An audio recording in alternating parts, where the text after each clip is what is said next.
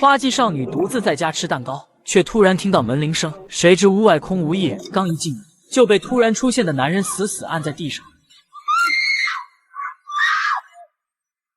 而一旁的继母小美正冷冷地看着眼前发生的一切，因为这一切全是她的安排。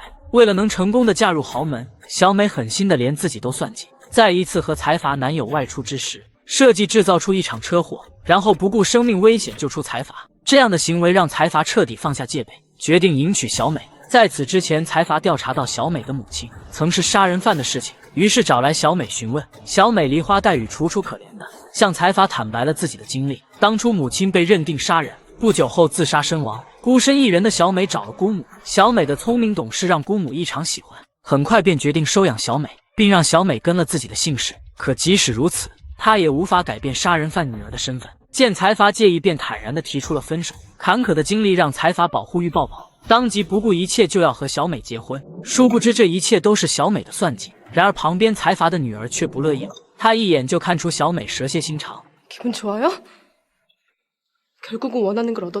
女孩不想跟这样心思缜密的女人相处，于是便开始了作死之路。她将小美的黑料当着全班同学的面写在黑板上，看到黑板上写满凶手女儿的字眼，还张贴了当年的新闻报道。她清楚地知道这就是女孩的挑衅。小美佯装镇定地擦干净黑板，上完课后，她就忍不住跑到厕所疯狂呕吐。悲惨的往事浮上心头，女孩这次的行为真的触碰到了她的底线。她清楚地知道，只要有女孩在，就绝对无法嫁入豪门，她绝不可能再次被拉回地狱。于是她将女儿的照片放进了储物箱，可拿到照片的小帅却犹豫了，这让他想起了小美小时候的遭遇。他无法做到对一个小女孩动手，于是他第一次拒绝了小美的指令，不顾一切走向了小美。吓得小美慌忙拨通了电话。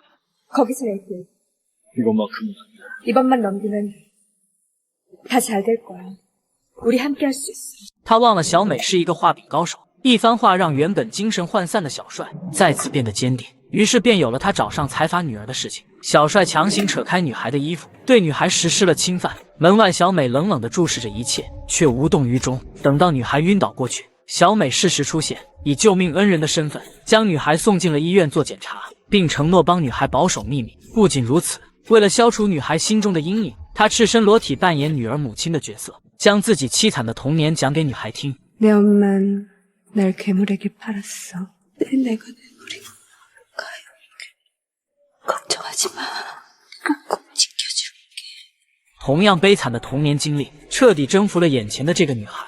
然而就在小美陶醉在触手可及的成功之时，秘书发现财阀的车被人动手脚的事情。拿到证据后，秘书打算将证据交给警员老金，谁知小帅先一步来到老金家，戴好面具，将一瓶有害物质倒进了马桶。随后秘书刚一进门就闻到一股怪味，就在他打开门的那一刻瞬间晕倒。随后秘书也成为了花朵的养分。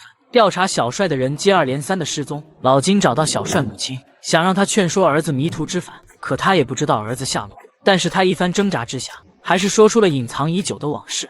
요한이 아빠 취미가 색달랐거든.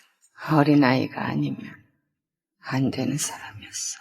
得知真相的老金十分震惊，但更多的是没能早点破案的自责，让两个孩子越陷越深。不久后，小美姑母在浇花时发现一片花朵竟莫名其妙枯萎了，于是便找人来重整，谁知竟在其中挖出了2具尸体。小帅看到新闻报道，自知已经无法逃脱，烧毁了所有跟小美有关的东西，并决定帮小美做最后一件事。就在小美追溯期的最后一天，小美为自己举办了服装设计展，她要站在顶点迎接自己崭新的人生。而警方也在附近布下了天罗地网，他们料定小帅一定会来看小美，而小美也在众人面前隐晦地表达了对小帅的爱意。她说自己一直被困在黑暗中，但总有一个人始终为她点燃一束光。听到这句话，小帅心满意足。果然小帅出现了，但他并没有去会场，而是将警方引上了天台。直到老金追上天台，他才明白了小帅的用意。如今的小美就如白天的太阳，而自己已经将她送到了最高点，那么她世界中唯一的黑暗就绝对不能存在。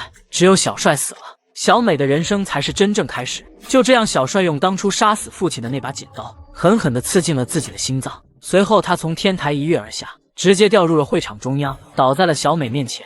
看到眼前的一幕，小美仿佛被掏空了一切，她难以相信，就在追溯期的最后一天，小帅竟用这样的方式离开了。就在小帅弥留之际，老金问了小美一个问题： 너 하나만을 바라보고 살아온 애야. 너 정말 모르겠니? 小美挣扎许久，毅然决然地说出了， 네.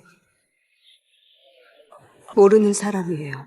然后带着寄语头也不回地走上了电梯。小帅回首望去，仿佛看到了14年前的小美，但如今的他却再也没回过头。